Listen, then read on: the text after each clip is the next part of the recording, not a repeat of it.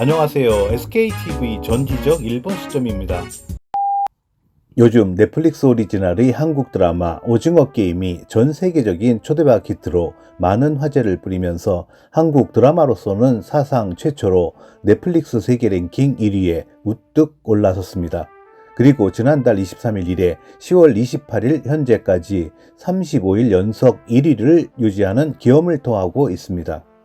더욱더 대단한 것은 오징어 게임이 넷플릭스가 서비스를 하고 있는 전 세계 모든 국가의 넷플릭스 순위에서도 모두 1위를 달성하는 넷플릭스 사상 전대미문의 월드 랭킹 올킬 1위라는 위협을 달성하였다는 것입니다. 이에 힘입어 오징어 게임뿐만 아니라 또 다른 한국 드라마인 마이네임, 갯마을 차차차도 넷플릭스 월드 랭킹 6위 및 10위에 각각 이름을 올리며 주목을 받고 있습니다. 정말로 엄청난 한류 드라마의 세계적인 붐인 것 같습니다. 그런데 옆나라 일본은 어떤 상황일까요? 작년에 제4차 한류 붐이라고 불리우며 한류 영화 기생충에 이어 한류 드라마 사랑의 불시착, 이태원 클라스 등이 선풍적인 인기를 끌면서 신드롬을 일으킬 정도의 대박 히트를 친 이후 올해 들어와서는 언제 그랬냐는 듯이 잠잠했었습니다.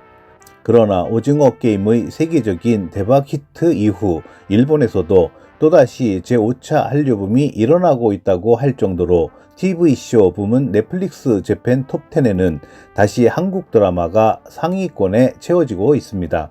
오징어 게임을 위시하여 마이네임, 갯마을 차차차 외에도 연모, 그녀의 사생활 등 무려 5편이 톱10에 포함되어 있습니다. 이러한 흐름을 반영하듯 일본 중의원 총선거라는 한 뉴스가 난무하는 와중에도 일본의 매체에서는 한국 드라마 관련 뉴스를 쏟아내고 있는데요. 그 중에서 리얼 사운드라는 일본 매체의 기사 및 일본 반응을 소개해 드리도록 하겠습니다. 먼저 기사 내용입니다. 오징어 게임의 DP도 드라마가 보여주는 병역, 학력 중시 등 한국 사회의 현실, 격차와 빈곤, 차별 등 내재된 현대사회의 왜곡된 모습을 원시적인 생존 게임으로 그려낸 드라마 오징어 게임이 넷플릭스 사상 최대의 히트작이 되었다. 머지않아 할로윈 축제다. 올해는 녹색 운동복과 붉은 경비복을 걸친 사람들이 세계 각지에 흘러넘칠 것이다. 그 정도로 인기를 끈 이 작품을 비롯해 한국 드라마는 영화는 물론 실제 사건과 정세를 이야기에 담아내고 훌륭한 세팅을 해서 엔터테인먼트로 승화시키는 데 능하다. 특히 최근의 작품은 한류 이퀄 블링블링한 러브 코미디라는 이미지를 뒤집는 듯한 한국의 독특한 현실에도 과감하게 마주보고자 하고 있다. DP가 폭로한 모두가 보고도 못 본 척 해온 문제. 우선 인상 깊은 것은 밥 잘 사주는 예쁜 누나의 국민 연하남자 친구로 유명해진 정혜인 주연의 DP, 탈영병, 추적병사에서 폐쇄적이며 강압적인 군대에서의 일상화되어 있는 정신적, 신체적 폭력이 낱낱이 그려졌다는 것이다. 군무 이탈자를 체포하는 전문 조직이 존재하였다는 것은 이번 작품으로 처음 알게 된 분도 많을 것이다. 비록 톱배우나 인기 K-팝 아이돌이라도 한국 남자는 약 2년간의 군 복무가 대부분 불가피하다. 밖에서 어떤 생활을 하고 무엇을 보람으로 삼든 얼마나 칭찬을 받든 이곳에서는 일개 병사에 불과해서 인간의 존엄성을 박탈당하는 행위가 일상다반사라면 도망치고 싶기도 할 것 같다. 때로는 극단적인 선택을 하는 경우도 있다. 정혜인이 맡은 안준호, 구교환이 맡은 한호열이 탈영병에게 수갑을 채우는 순간은 과연 이것이 정말 정의인가 하는 일종의 허무감에 빠져버린다. 도망치는 데에는 반드시 이유가 있는 것이다. 무뚝뚝한 안준호가 아버지의 가정폭력으로부터 도망치지 못하는 어머니를 보기 힘들어서 군대를 택하는 배경, 후독한 만화가인 선임병사 조연철이 맡은 조석봉이 겪는 전말은 결코 강 건너 불이 아니다. 또 제대 후에 주위로부터 한층 더 요구되는 남자다움에 대한 강요에도 걸리는 부분이 있다. 일본 사회에서도 예를 들면 학교나 커뮤니티에서도 일어날 수 있고 지금도 어디선가 방관을 당하면서 실제로 일어나고 있는 일이다. 학력 중시, 격차, IT 사회, 우등생이 빠져드는 생지옥, 인간 수업. 학교라는 것이 인간 수업에서는 진학, 취직, 결혼이라고 하는 평범한 인생을 꿈꾸는 이른바 품행이 단정하고 성실한 고교생이 SNS를 이용해 범죄에 가담하는 식으로 일그러지게 묘사되었다. 더군다나 연기한 배우는 박서준 주연의 히트작 이태원 클라스와 한국의 과열된 초학력 사회와 격차 사회를 강요하는 스카이 캐슬에 출연한 김동희다. 최고로 들어가기 어려운 서울대, 고려대, 연세대 합격을 목표로 하는 부자 집안의 쌍둥이 아들 중 한 명을 연기했던 그가 스카이 온 스텝 어버브라고 방에 벽보를 붙이는 주인공 오지수 역이라니 풍자하는 듯한 느낌이 들었다. 부모에게 버림받은 지수가 성실하게 살기 위한 자금, 즉 학비나 생활비를 벌려고 그 두뇌와 SNS를 이용해 매춘 비즈니스에 손을 대고 있는 것은 주위의 어른들은 꿈에도 생각하지 않는다.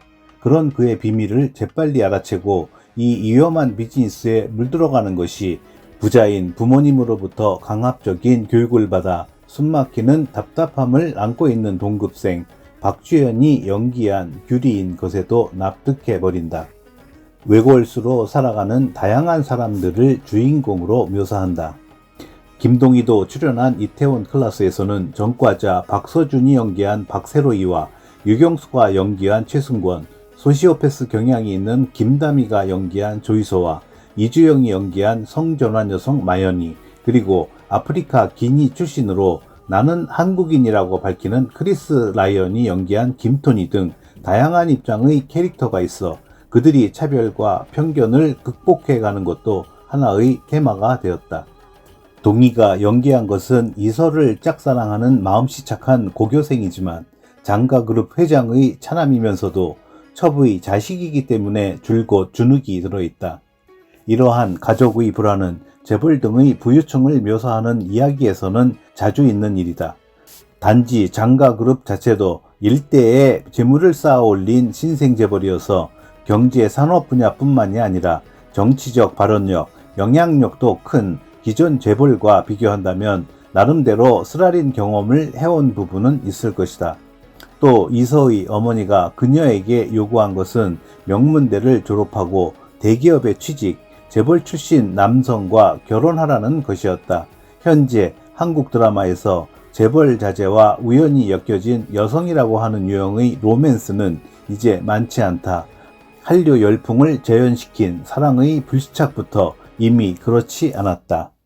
동백꽃 필 무렵의 공효진이 연기한 30대 미혼모 동백과 착하지만 좀 어수선한 시골마을 경찰관 강하늘이 연기한 영식의 사랑은 가장 극과 극의 조합일지도 모른다. 이들이 사는 공동체에선 미혼모인 채 아들을 키우는 동백에 대한 곱지 않은 시선이 강했는데 동백 역시 싱글맘으로 쉼없이 일하는 어머니와 가난 때문에 생이별한 과거가 있었다. 그래도 이렇게 하루하루를 외골수로 살아가는 여성이나 한계의 경계선에서 사는 사람들을 주인공으로 삼는 것이야말로 한국 드라마는 심오한 깊이가 있다. 오징어 게임 참가자와 종이 한 장 차이의 사람들, 그 한계의 경계를 넘어 고독한 죽음을 맞이한 후의 마지막 이사를 묘사한 드라마가 무브 투 헤븐, 저는 유품 정리사입니다 이다. 주연은 사랑의 불시착, 오중대 최연소 병사 역으로 알려진 탕준상이다. 그가 연기하는 아스퍼거 증후군을 가진 주인공 항구루의 강한 고집이 중요한 열쇠가 됐고 돌아가신 아버지의 가르침에 충실하게 정중히 유품을 맞이하는 모습이 볼거리가 됐다. 본래 가족이 처리하는 유품 정리를 대행하는 업자는 제제 다카이사 감독이 다룬 오카다 마사키, 에이쿠라 나나 주연의 일본 영화 안토키노 이노치 등에서도 묘사되었지만 이번 작품에서 고독한 죽음을 맞이하는 것은 다만 혼자서 잔업하던 젊은 파견사원이나 노인을 간호하는 부부, 치매의 독거노인 등 일본에서도 종종 뉴스로 다루어지는 사람들이다. 또한 1995년 삼풍백화점의 붕괴 사고와 해외 입양 문제 등 한국만의 문제를 언급하기도 했다. 생각해보면 마이 디어 미스터 나의 아저씨에서 아이유가 연기한 이지안이나 그의 할머니는 이들과 같은 운명을 맞이해도 이상하지 않다. 지안은 부모를 여의고 청각장애가 있는 할머니를 안고 어머니가 남긴 빚을 갚느라고 혼자서 쫓기는 파견 직원이다. 이성균이 연기하는 아저씨와 관련된 일이 없었다면 그녀는 어땠을까? 만약 오징어 게임의 공유가 다가왔다면 그녀는 어떻게 했을까? 또한 항구루와 점차로 마음을 통해가는 이재훈이 연기한 삼촌 조상구도 가정폭력을 받고 자랐고 많은 빚을 갚기 위해서 지하 격투기에 참가하지 않을 수 없었다. 마인에서 이현욱이 연기한 재벌의 차남 한지용이 지하 격투기에 거금을 걸고 울분을 풀었듯이 여기서도 살아있는 인간이 게임의 말처럼 농락을 당하고 있다. 겉으로는 드러나지 않는 불합리한 폭력이 난무하는 사회와 거기에서 땅바닥을 기어가면서도 하루하루를 살아남는 자들의 축소판이 거기에 있기에 우리는 한국 드라마에 끌리는 것이다. 이어서 일본 반응입니다. 한류 드라마 제대로 사회 문제를 섞어가면서 재미있게 만들고 있어. 어둡지도 않고 배우가 매력적이야. 일본 드라마는 세트장 느낌이 강해. 궁상맞아 보이는데 예산이 없는 건가? 한국 사회의 리얼함이 감동, 공감, 웃음과 섞여 잘 묘사되어 있어 좋다. 일본 드라마는 진부하다. 우선 캐스팅이 자니즈나 AKB 그룹에서 강제적으로 이루어지니까 꽝이다. 연기력이 없는데도 출연시키니까 안 좋은 건지 각본에 문제가 있어서 안 좋은 건지 어쨌든 최악이다. 반대로 애니메이션의 퀄리티는 높고 스토리 전개도 꽤 재미있다. 애니메이션 업계에서 드라마를 만드는 게 나을지도. 이걸 보면 일본의 사회 문제가 보인다고 하는 작품은 없는 걸까?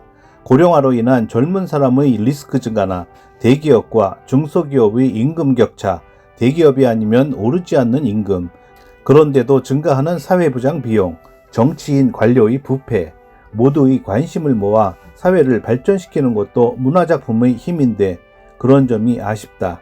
이제 와서 시작된 얘기는 아니겠죠. 그 이전부터 학력, 가문 등을 중시하고 있습니다. 우수한 인재가 있어도 활용할 수 없는 것이 한국 사회입니다.